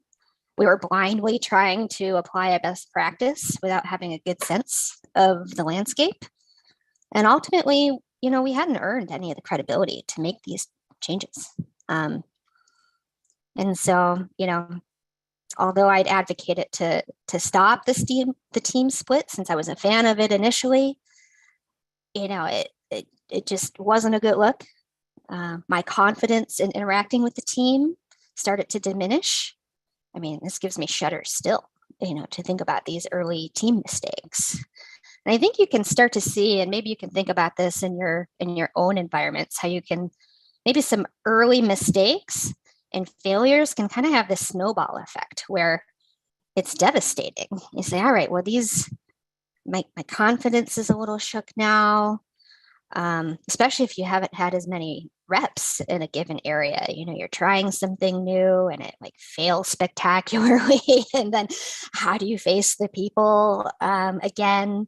You start to question your decision making, start worried about getting fired, as we saw at the beginning of the slide, right? Or this presentation. You start to feel immobile. So these are some of the feelings I was starting to feel early on. So now I'm in this unhelpful mindset, feeling immobile. And, I want to share a little bit more about the structure we were operating in, because it didn't help matters. We'd inherited this structure where the product owners and the product managers worked in different divisions and had different reporting structures entirely. So the product owners were actually in a more favorable position in the org. And guess who their skip level was? Bob. My skip level had nowhere near the credibility and the authority as Bob. So Stan and I found ourselves in this weird position where we had to keep the product owners happy because their bosses were our stakeholders, but somehow we still needed to oversee and lead their work. And it was very confusing and kind of hard structurally for an outsider to feel like they can get some momentum about them and feel successful. Anyway, so at this point, Stan and I were in a position where we're looking for wins. So when Bob asks us to work on a big organizational priority, we jumped at the chance. Unfortunately, though, the team, because of damaged trust previously and other things they were working on that they were hearing from other stakeholders, they didn't think these new priorities, although important to Bob, aligned to their work. So if I wanted them to work on things, I'd have to provide, more rationale for it. It became more of an argument. It just wasn't a good situation to be in. So as I continued to get resistance from the team, the more I started to go alone in my work. And two things happened. So my impact became limited by what I could accomplish without a team. And my influence on the team slowly diminished to non-existent. So maybe if I could get a little feedback, what do you think's kind of going wrong here now? You're kind of hearing a few different stories, maybe with this one in particular, kind of thinking about all of the stories so far. Clearly the structure was bad. Yeah, let's see what comes in. People say nothing quite yet. We'll wait for a sec there. More communication maybe needed. Yep. Change management needed. Yeah. Yep. Relationship building, lack of that maybe. Yes. Yeah. So, I mean, the structure was bad, but no excuses here. We had to figure out how to operate in the environment we had. We failed to recognize the team as influential stakeholders. We weren't working collaboratively, and we didn't seek the help we clearly needed to turn things around. We're kind of in that fishbowl. We're not understanding, the landscape that we're in. And so what I'd like to posit to you all today is that stakeholder trust matters. You won't be able to have the impact you want without first building that foundation of trust. And with it, you'll be able to do the product work you enjoy with a team and stakeholders that support you. Without it, the wind will be at your front, and it'll be darn near impossible to be able to deliver the impact you want.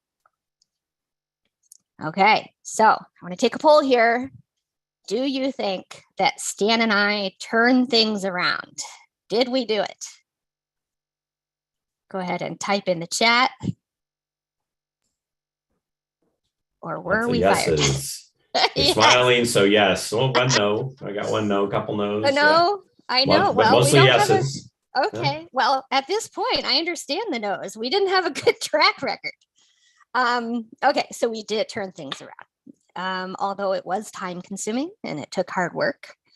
Stan had given me some advice, that he had heard to proactively add value wherever possible. And so I had to have this mindset change myself.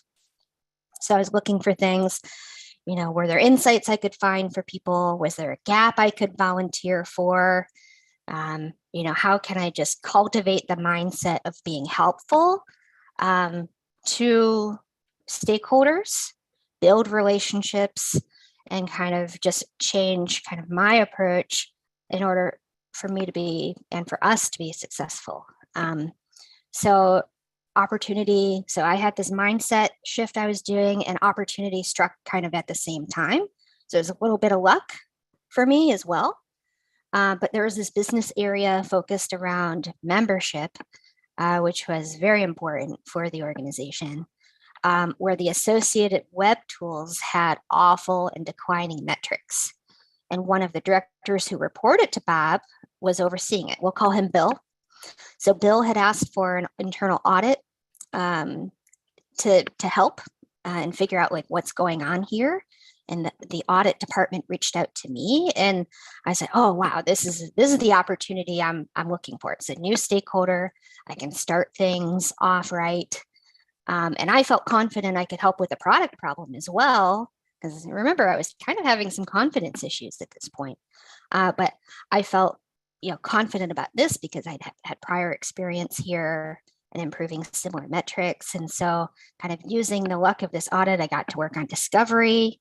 And I talked to a bunch of our customers, was able to provide a write-up and proactive insights then back to Bill, and how I'd be able to improve these tools over time and how we'd measure success. And, we worked together on that to figure out what could be done here. And then I pitched a new team focused on this one area to Stan, and was able to secure the opportunity to work on it. So it was just me at first, working with Bill's team to define success and a roadmap. And little by little, I was able to demonstrate the need for this team, share progress, build up a team around me, which even included someone from Bill's team that there's kind of a reorg on his team, and he let someone from his team kind of work with me as product owner. And I was the product manager. And together we were able to course correct and even increase these falling metrics, which was viewed as an accomplishment from Bill, from Bob even. I finally got Bob to be in a better spot with us, and had an opportunity then to present to Bob's colleagues as well on the executive team about our enhancements and what was coming on the roadmap. And so we really were able to, capture the influence back, which was great. And then as I was leaving that company, many of these stakeholders, including Bill and Bob and others, shared how they were happy with these results we were able to deliver. And that felt great, So some actions you could take. So if you've been at an org for a while and you need a reset, or maybe you're introducing product or a new way of thinking, and there are courses you can take on, change management and figuring some of those things out, as mentioned. But, some of the actions I'd recommend is cultivate those relationships. You need to have trust. Listen to what people are telling you. Cultivate the mindset that you might need to be the one to change. At that company, we thought where they were in their change process was maybe like here. We're like, all right, we got to get them from here to here. But what we realized ultimately was that they were a little bit further back, and we were failing to meet them where they were. And so once we made that mindset shift that we needed to meet them where they were, things just started clicking and things made sense. So have one-on-ones with people, do retrospectives. I've done 360s, to understand, what do I need to do differently? How should I change my approach? So I've done all these things. I've learned how to even thank people for their feedback. That's hard. And worked on improvements. To proactively deliver value. Reflect on what's happening in the org. Where are the opportunity areas? Is there something? So I wound up having a little bit of luck there. But, I had also saw that, those metrics were declining. I was trying to figure out, are there ways that I would be able to work on something that would have real value? So maybe there's a problem that people are having that you're uniquely positioned to solve. I hope you've learned here that best practices don't work in a vacuum. So think about, how can you proactively add value in ways that work for your organization? And lastly, seek help. Hopefully, you've done the work to understand what's working in the org and your processes. So if you've done the work, you can enroll others to help make maybe meaningful changes. Maybe they can be a part of it. That helps build trust. And know that change is hard. No, you don't have to do it alone. Thank you. That's awesome. Thank you very much for that. And sharing, I know it's a lot of vulnerability to throw out there as a product leader too. So I really do appreciate that. Maybe one of the questions that came up here was just who eventually resigned for being the anchor. That's one of the questions that came up. There were some lucky organizational changes that had happened for being the anchor. It was not Stan or I, but there were some folks, thinking about the change management, kind of frameworks that might be out there that were being a little stubborn and not willing to move forward, and then having outsized influence on the team. And so there were some lucky departures there. Yeah. Now, another person had asked a little bit about the difference between product manager and product owner. I shared a little bit of an article with them directly that we've got on our product board blog, but maybe your thoughts on that role and maybe the dynamics of that role and the differences between them and how that played out.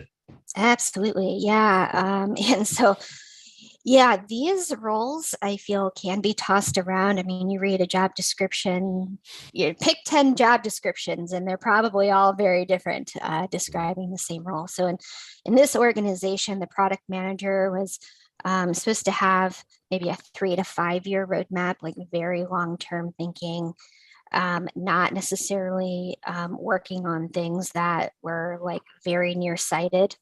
And eventually that changed because that was just too much of a gap. But initially that was kind of, and maybe some of those anchors were saying, no, you need to be over there. Like, don't mess around in delivery. We want you to be, working on something years out and leave us alone. But so the product manager, larger, more strategic, maybe more complex scope initially. And then the product owners were embedded within the team and, prioritizing the work sprint to sprint. Ultimately, we found that just model was just too disconnected. And they actually did make some changes structurally to make that better. Yeah, and getting them on the same page is so critical.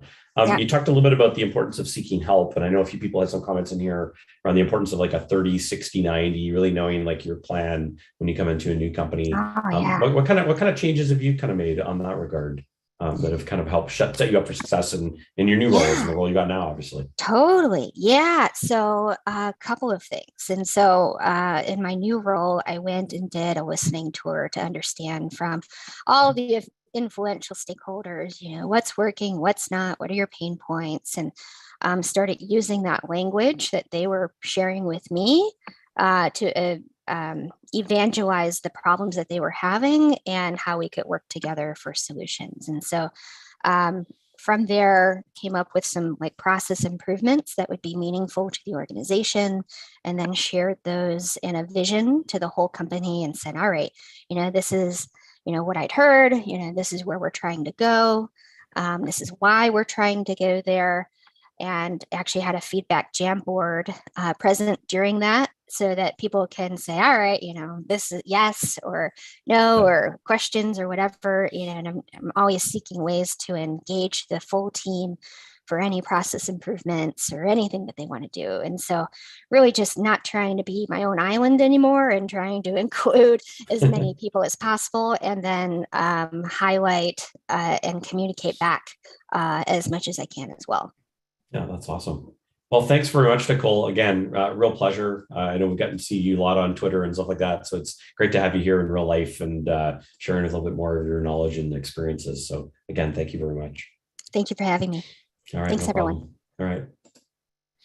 And we're going to kick over to our last speaker of the day. Mira Lee here coming in. Get her on camera and on screen. Hello. There we are. Awesome. Great. I'm going to just give you a little brief introduction. So Mira Lee's the AI product lead at Meta. Recent job change, if I remember correctly, right? Yes, very recent. Forth, yeah. And also the co-founder of Geekettes, a global network supporting women in STEM. She's a computational scientist and a product manager, has worked on a number of different products specializing in augmented reality, speech technologies, and artificial intelligence. And really excited to have you here today, sharing your knowledge again about this whole augmented reality, AR, VR space that we're all entering into. And looking forward to your session today. Wonderful. Thank you so much for inviting me. This is such an honor. I see we have a lot of people online. Hi, everyone. Great to meet you. So yes, I'm Mira Lee. I'm based in San Francisco. I have always loved computer science and video games, and I knew I wanted to make a career out of something in regards to computers. I was able to come across this fantastic role, product management, and I've been doing this for over 10 years, and I've loved every single second of it. So I've prepared a presentation for you where I am going to be talking about AI product management. Now, why AI? Okay, why am I interested in AI? Why am I combining AI with product management? Well, AI in the last decade has become ubiquitous. It's been driving increasingly complex and consequential decisions like credit card approvals, courtroom bail decisions, diagnosis of disease, and so on. So machine learning gives everyone a huge competitive advantage. So when it comes to building products, it can make products be so smart that they are a game changer. So AI is incredible. And if we combine it with product management, it's a superpower. So let me just say a couple of things about myself. Well, I recently moved to Meta. I haven't updated the slide, but I've been working on speech technologies at Google for a very long time, where I was able to give the ability to Google Home devices to recognize who is speaking by voice. So when you say, hey, Google, what's my name? It will say, oh, my device is good trigger now. It's going to say, hey, it's Mira Lee speaking. There you go. So this is the type of product I've been working on. Previously, I was a data scientist at Facebook. I loved being a data scientist. It was an internship, but I realized I wanted to be more creative. I wanted to communicate more. I wanted to come up with ideas and present a lot. So this is how I decided to switch to product management. At the same time, I'm an executive fellow at Harvard Business School. I teach product management. So if you're interested in courses about product management, I have one starting next week. Reach out to me. I'm more than happy to tell you about it. And I have a YouTube channel about PM and helping people break into technical product management. The reason I want to do this is because I strongly believe you do not need a technical degree to be a great technical product manager. And I'm here to advocate about this. And I'm here to tell you how you're going to break into technology, into these fun companies or a startup to be a bit more technical product manager. So reach out to me. I'm on LinkedIn, Instagram, YouTube, and I can talk to you about my course as well. Okay, so today I will talk to you about AI and why you should not be afraid of AI. I have this ghost there because a lot of people hear about AI and they think you need a PhD and you need 500 degrees to be able to build AI products. But no, this is not it. So AI, as mentioned, is reshaping the world of business. It's redefining industries and the nature of the workplace. So AI is very, very important. And if you think about it, for decades, we've been dreaming about the future. I found this magazine. It was from 1948, and they were coming up with like satellites and notification systems and online schools like Zoom. This is the type of thing we're doing now. And then in 1962, there was this cartoon called The Jetsons, where you could see a robot teaching people, or you could again see like video conference calls and so on. Then in 1985, of course, Marty McFly, Back to the Future, where he was wearing these glasses, these goggles that were smart. This was complete science fiction, right? No one thought this could be reality. And 2017, 2013, we could see the assistants that would help people with their everyday lives. But why am I saying all this? I'm saying all this because we've been dreaming about all these things for so many years, but we're finally experiencing these things. Snapchat has these goggles. Facebook has the Ray-Ban stories. We see more and more companies creating AR glasses. I had the opportunity to briefly work on a project through Google for AR with glasses. And we also see these home assistants. Again, I was working for the speech team. I got to work there for a while.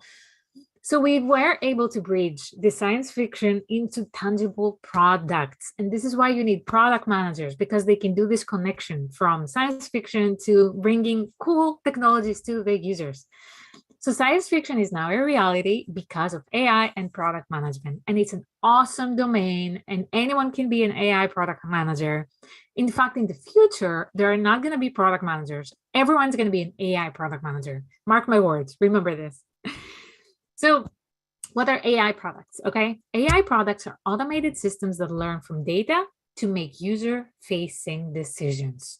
So if you're watching Netflix, and then your show ends, you'll see a pop-up saying, okay, we think you're gonna like this show next. This is exactly it. This is AI that is learning your preferences so that it can serve you better suggestions. So this intelligence that software has is an AI. So when you embed it into something useful, like a notification or a suggestion, then this is AI within a product. Now, we hear all these concepts, AI and machine learning and deep learning, but we don't really know what they mean. And I just wanted to shed some light here. When we say AI, it's the overall domain, artificial intelligence. It's, in general, a program that can sense, reason, act, and adapt.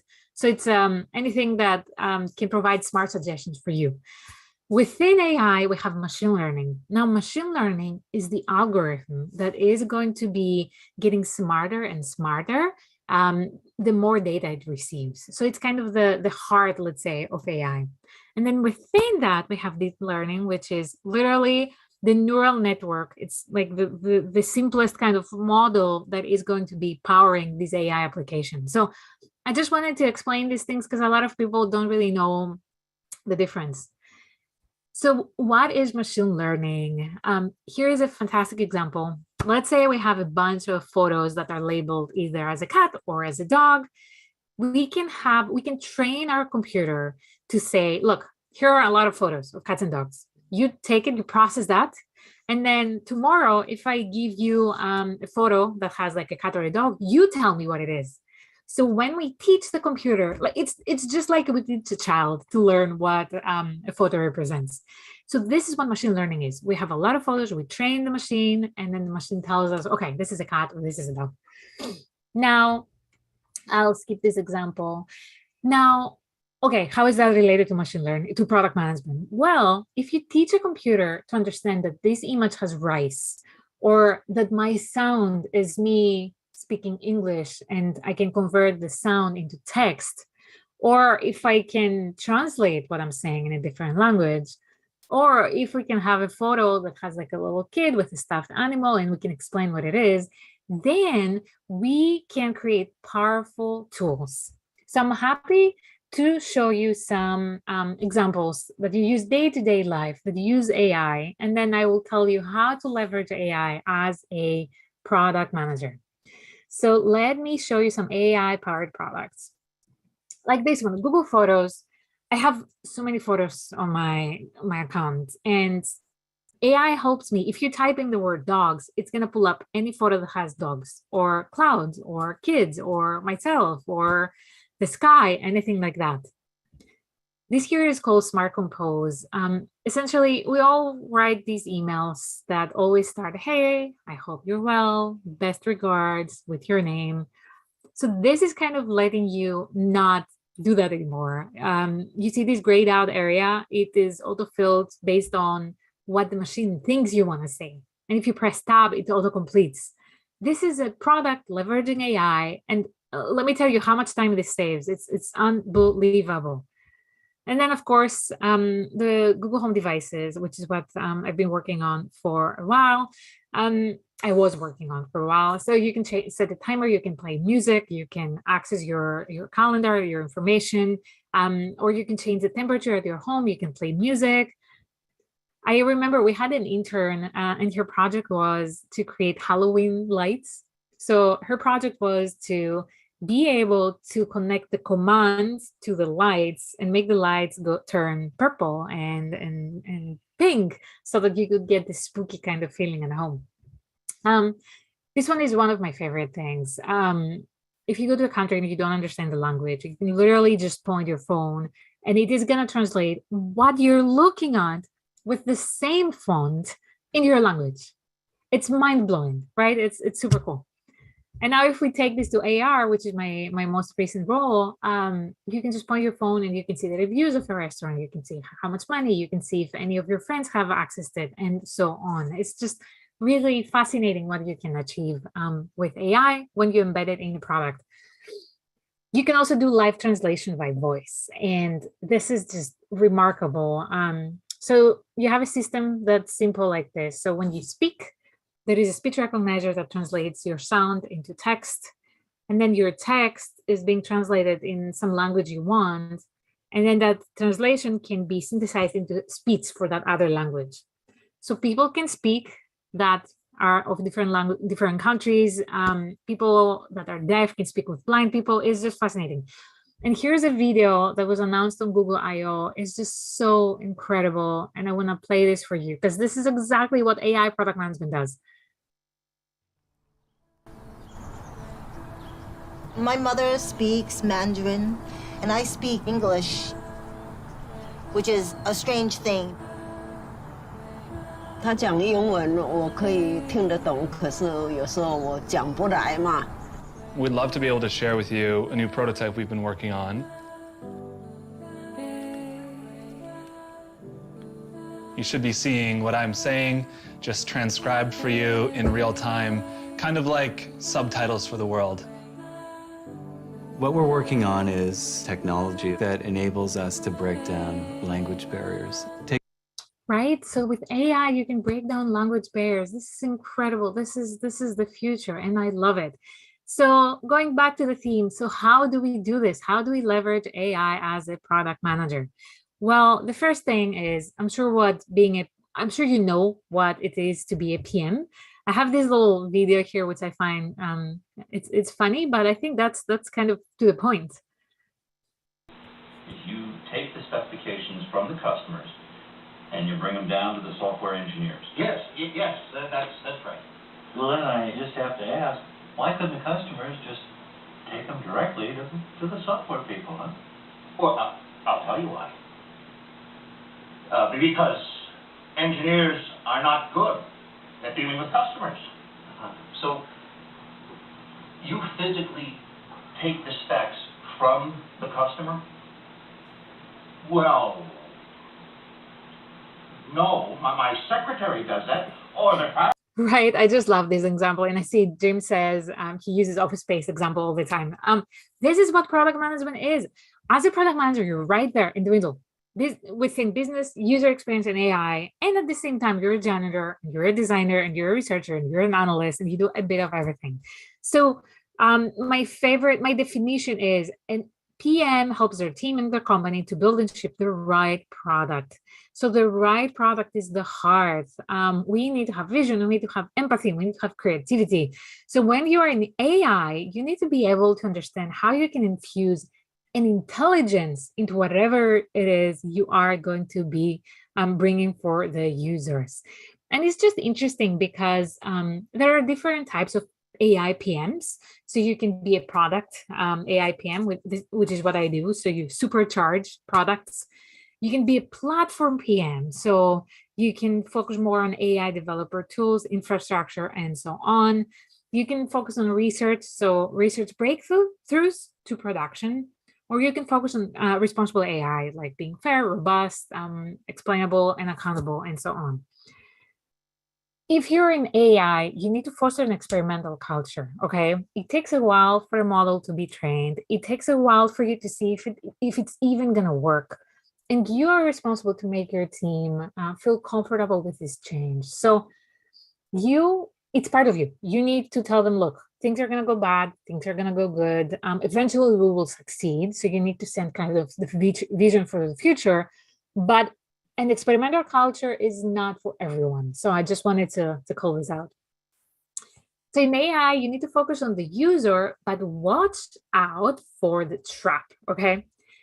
You need to always make sure you're solving a real problem. You should not build just to build, okay? That's a trap. A lot of people seeing new shiny technology and they say, oh, I'm gonna build this, but you need to have a reason. Why are you building this? And in AI, I always make sure to go back and forth. Okay, we have this technology and here's the problem. Here's the problem, here's the technology. I always make sure this is a balance we have, because if not, things are gonna break. So it's really important to keep this balance as a product manager. So this is called the shiny object trap. Now, we need to understand what the user needs, and we shouldn't just say, oh, this is what I need, okay? This is for all product managers, but we should empathize and see what the user and our user persona needs, not what we need, okay? Very, very important. Some challenges when you're in AI, the quality, okay? On day one, your quality isn't gonna be great. Your algorithm is gonna learn over time. You just need to get out there and launch something so that you can start getting more data and you can build the momentum. People, expertise is scarce as a PM, as a machine learning PM. So my advice is, if you want to hire for your team, or if you want to be an AI PM, don't focus so much on finding someone that's super seasoned. Just train people that are junior if they want to be AI PMs, and you're gonna get fantastic PMs like that. If you're in a PM, or if you're not a PM and you want to pivot to AI, you need to learn basic things, basic skills that will let you understand, these algorithms and these smart things. It's all, you can learn it all. You don't need to go back to school or anything like this. I am going to pitch once more the course I have that's starting next week. Reach out to me if you're interested in this. I have the 2-week course. I'll teach you everything you need for AI and product management. More challenges, data. How can you find enough data to train your models? Okay, well, it's difficult. So you need to be patient. You need to work with your engineering team for workarounds, like creating data, faking data, synthesizing data. There are ways to overcome this, but it's a challenge that it's worth calling out. Deployment and integration. You need to understand some things about productionization. And again, you can learn these things. If you have great engineers, they can help you understand it. But as a PM in AI, you need to be able to make trade-offs and decisions that have these technical components, like about deployment and integration and so on. The tip I give to people is, hey, just shadow your engineers. If you spend a week with engineers, you'll understand so much more about them. So don't think you should not do this. So now I have some nice examples. Wait. Okay, I have some great examples I want to show you about AI and product management to get you even more excited, just in case you're interested in this. First part of the digitization process is obviously the physical scan of the photos, getting them out of folders, getting them out of all these boxes, and physically scanning them. So here's the front of the picture, but the back of the picture is just as interesting. The stamps, handwritten notes, etc., that tells us something about the photo, who took it, etc. That is the data we need to extract. These markers all over the back are the clues for where the picture was used. So here it was published in the newspaper at least twice. Here we can see the captions that were taped on the back indicating publication. And along this top edge, there's a number. That is the indicator of where this photograph lives inside the morgue. We'll upload them into tools which will allow the photo editors to search the archive and bring up the images they need. So once we're done with this, it'll enable the newsroom to immediately access our entire archive from their desktop. Once the pictures are digitized, I mean, everything old is new again. Right? Everything old is new again. So this was such a cool project. They were able to scan and digitize all these photos. And the important part was not the photo itself. It was what was behind the photo. There were handwritten notes, the codes, the dates. And with AI, they were able to retrieve all that and make it searchable. And it's just mind-blowing what you can create with AI. And this is another product, a search engine that is going to search and digitize all these things. It's just so incredible. I have two more examples, and then I'm happy to take a couple of questions.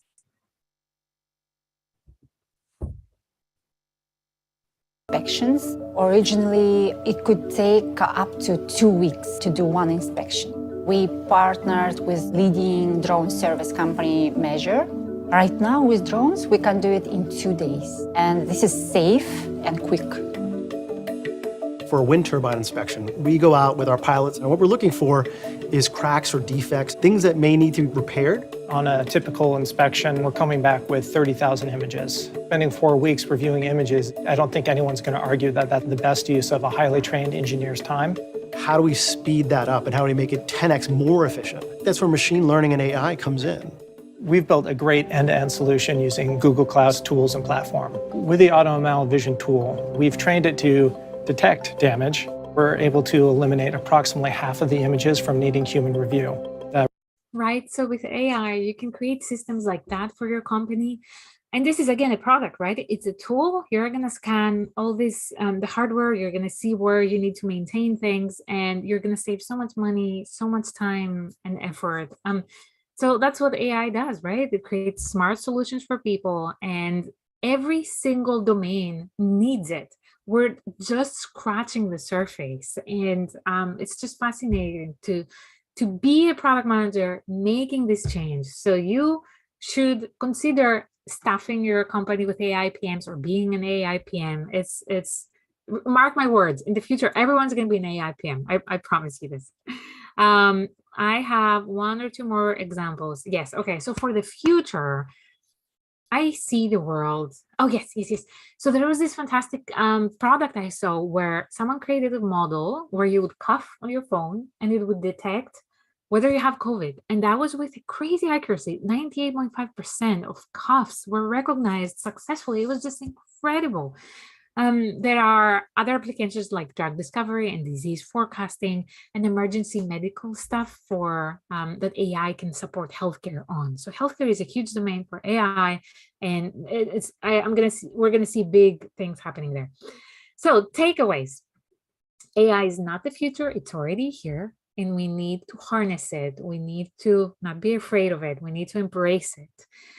If a company doesn't track data or isn't good at analytics, then I don't think it's ready for AI. So I would urge you to go to your companies and say, look, we need to do a better job at dashboards, better job at tracking things. That takeaway number 2, you don't need fantastic data scientists for AI and machine learning. There are tools that you can use, anyone can use, like pre-trained APIs that can recognize something that's moving, so you don't need training data. You can use custom AI with AutoML, which is kind of a bit more of an advanced way to create things. And of course, you may need actual data scientists for more advanced things like end-to-end AI with core tools. And I want to close with something fun, which is a remake of the Home Alone Christmas, the movie that everyone knows. Google remade it, and they said this is what it would be like if we were to film this now with the Google Home devices.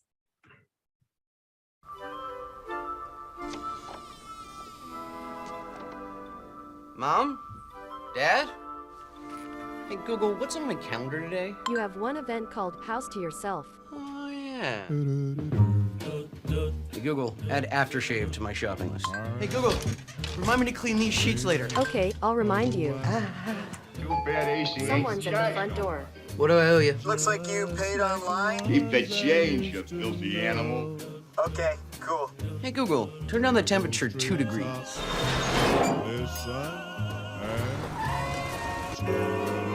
Hey, Google, begin Operation Kevin. Operation Kevin underway.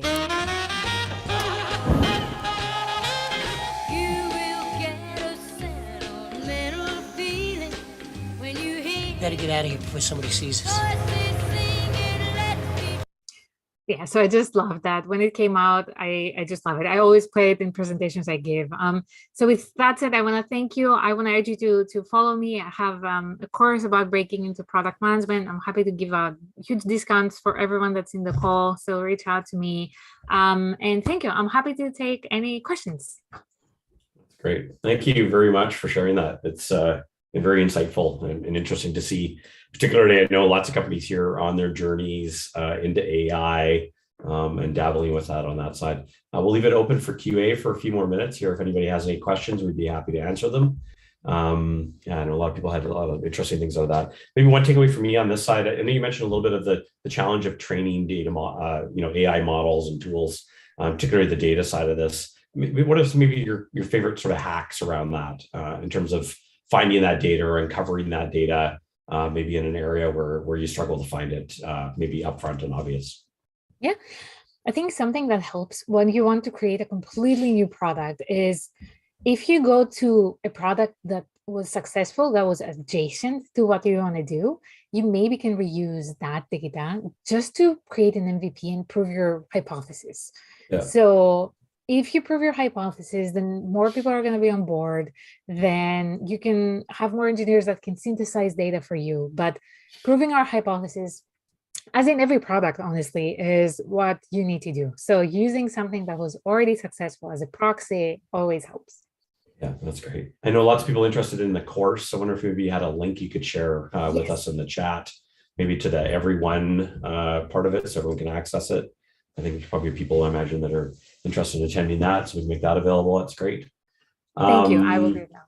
Yeah. And then is AI good enough yet to help people practice having difficult conversations? In the beginning, it's not.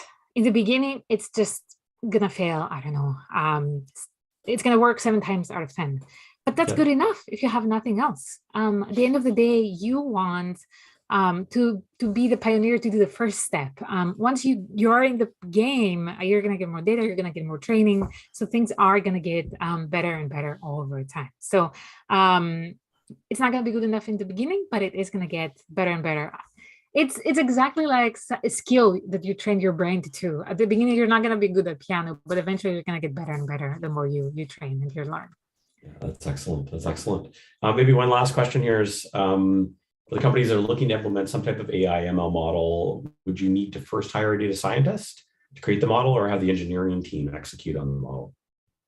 So there are engineers that are so into machine learning and so on.